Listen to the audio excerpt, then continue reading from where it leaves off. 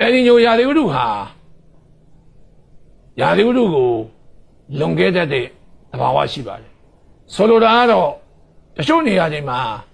မိုးသီးသီးသာယုံနေပြီးမိုးခေါင်တာကိုခံစားရတယ်လို့အချို့နေရာတွေမှာတော့မိုးတွေတအားများပြီးရေကြီးမှုကိုကြုံတွေ့ရပါတယ်အဲဒီညိုဖြစ်တဲ့2015-16ရဲ့မိုးရာသီကာလမှာကြည့်ရင်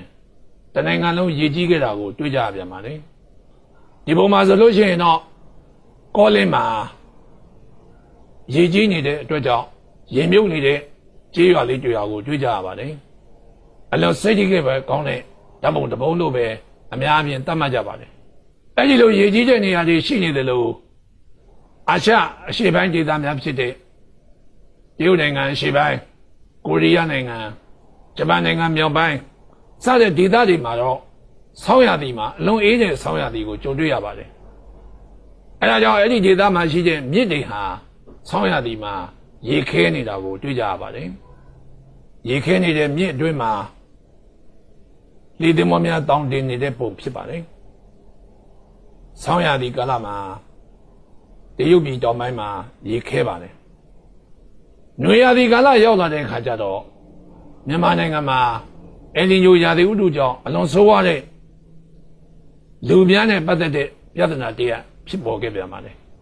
အဲ့ဒါကတော့တောက်သုံးရည်နဲ့စိုက်ပျိုးရည်ရှားပါခြင်းပဲဖြစ်ပါတယ်ပြီးခဲ့တဲ့2015-16တုန်းကရေရှားပါမှုကိုဆောင်းရာသီကာလကလေးကစတင်ပြီးတွေ့ခဲ့ရပါတယ်ပထမဆုံးစတွေ့တဲ့ဒေသကတော့ရှမ်းပြည်နယ်ပင်းတရဒေသဖြစ်ပါတယ်တောက်သုံးရည်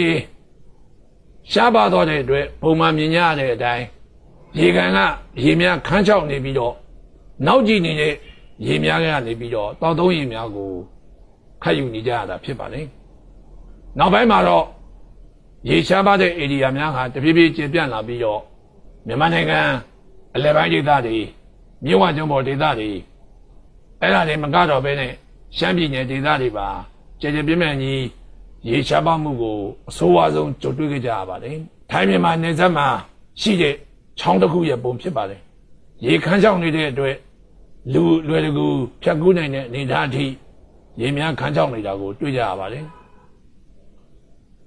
မြန်မာနိုင်ငံလည်းပိုင်းမကွေးတိုင်းအတွင်းမှာတောက်သုံးရေတပုံရဖို့အတွက်ခက်ခဲရေခတ်နေရတဲ့ပုံဖြစ်ပါတယ်အဲဒီပုံမှာဆိုလို့ရှိရင်တော့ရေခတ်နေတဲ့ပုံကိုတွေ့ရပေမဲ့ရေကိုမတွေ့ကြရပါဘူးအချိန်အကြာကြီးအကုန်ကြခံပြီးတော့မှ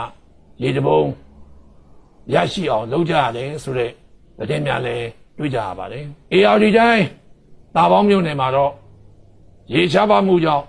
ဝီစီတွေများတူးပေါ်တဲ့နေရာမှာပေထောင်ချီတူးတဲ့အထိရေမထွက်တော့တာကိုတွေ့ရပါတယ်ဒါကြောင့်အဲဒီညိုပြည့်တဲ့2015-16မှာဝီစီတွေများတူးတော့လဲရေမရတဲ့ဒေသများအများပြားရှိခဲ့ပါတယ်အဲ့ဒီထဲမှာ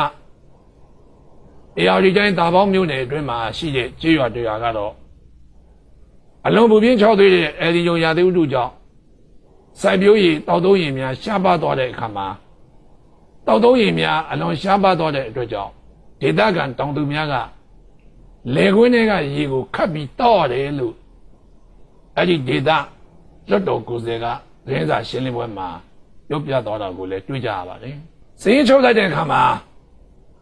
2015ခုနှစ်တဲ့2016ခုနှစ်မှာရေပြတ်လက်တဲ့ကျေးရွာပေါင်းဟာ3ဆလောက်ပိုများလာပါတယ်။မြို့နယ်ပေါင်း193မြို့နယ်မှာကျေးရွာပေါင်း1958ရွာအထိရေပြတ်လက်မှုကြုံတွေ့ရတယ်လို့ကျေးလက်ဦးစီးဌာနရဲ့ထုတ်ပြန်ချက်မှာတွေ့ရပါတယ်။ရေပြတ်လက်မှု